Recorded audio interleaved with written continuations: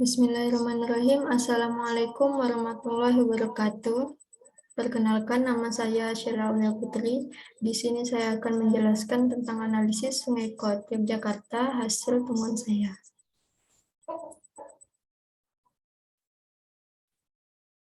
Sungai Kot Yogyakarta merupakan salah satu sungai yang membelah kota Yogyakarta menjadi dua bagian melewati pusat kota dengan permukiman penduduk yang sangat padat.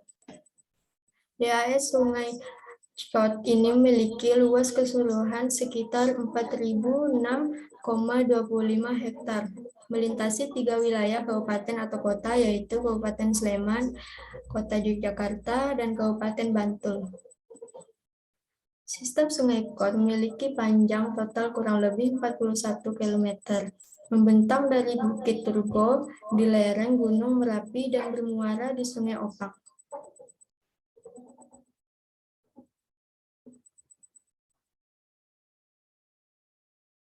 Apakah Sungai Kot layak untuk digunakan sebagai air bersih, misalnya akan dipakai untuk wisata renang atau dipakai keperluan yang lain?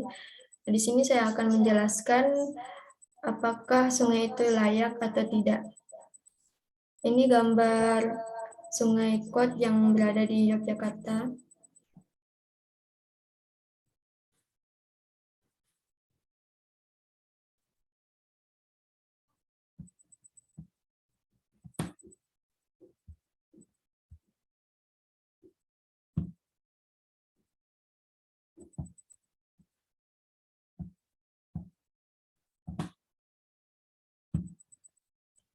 Dulu, air Sungai Kot ini banyak digunakan untuk keperluan masyarakat seperti pengairan persawahan serta dipergunakan untuk air minum. Karena air ini bersumber dari mata air salah satu gunung yang aktif di dunia.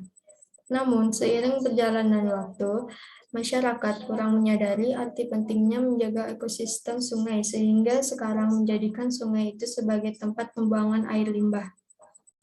Sebelum memasuki kota Yogyakarta, Sungai Kot melewati area pertanian subur yang sangat luas dan kemungkinan besar limbah kimia pertanian akan masuk dan mencemari Sungai Kot dari hulu. Setelah masuk ke kota Yogyakarta, diprediksi akan terjadi peningkatan jumlah sumber pencemar, antara lain limbah dari rumah sakit, hotel, pabrik, penyamakan kulit, pabrik konsumsi mobil, dan sampai limbah domestik yang secara kumulatif dapat berdampak terhadap kualitas lingkungan.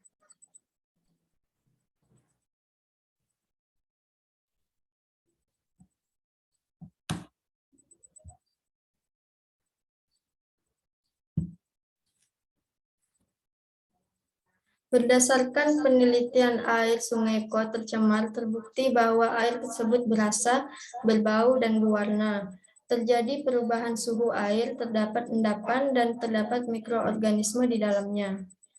Air sumur mungkin tercemar oleh bakteri E. coli karena meskipun telah dibuat septic tank, namun jaraknya tidak sesuai dengan ketentuan di mana minimal berjarak 10 meter dari rumah.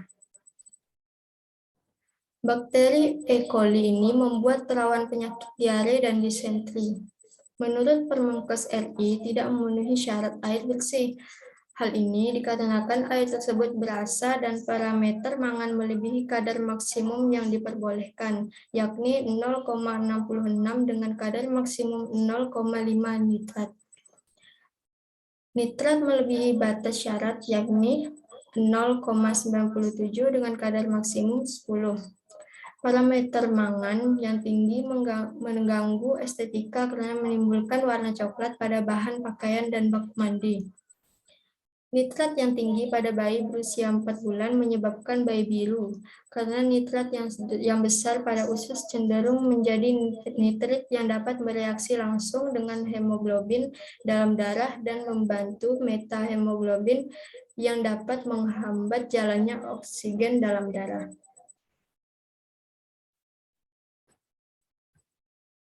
Dari data yang ada diketahui bahwa terdapat parameter yang melebihi baku mutu kualitas air, diantaranya BOD3, klorin bebas, sulfida, kadmium, tembaga, bakteri coli tinja, dan bakteri total coli.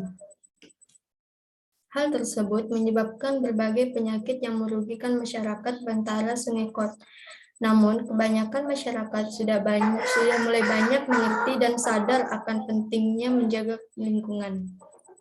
Salah satunya dengan adanya Mertikot, walaupun masih ada beberapa masyarakat yang masih melakukan membuang sampah di sungai ataupun membuang fasus di sungai, namun lambat laun masyarakat enggan melakukan hal tersebut. Pengetahuan masyarakat untuk memilah sampah pun terus meningkat.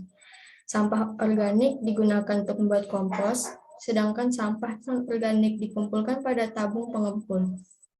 Mereka menyadari sulitnya mikroorganisme mulai limbah anorganik sehingga diperlukan teknik pengolahan sampah lain seperti yang sering digalakkan pemerintah yakni reduce, reuse, dan recycle.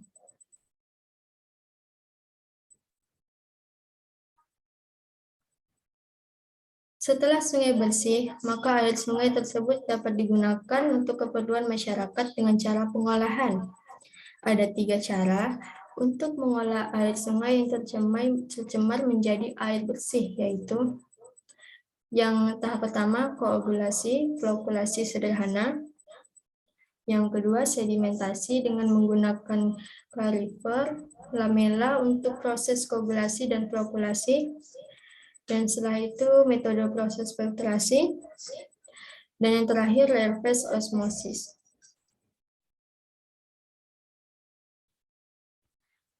Jadi kesimpulan yang saya dapatkan dari analisis ini adalah Sungai Kot bisa digunakan untuk tempat wisata renang ataupun dipakai keperluan lain jika air sungai ini diolah terlebih dahulu sehingga kualitas air dapat digunakan atau dimanfaatkan. Sekian dari saya, kurang lebihnya mohon maaf. Assalamualaikum warahmatullahi wabarakatuh.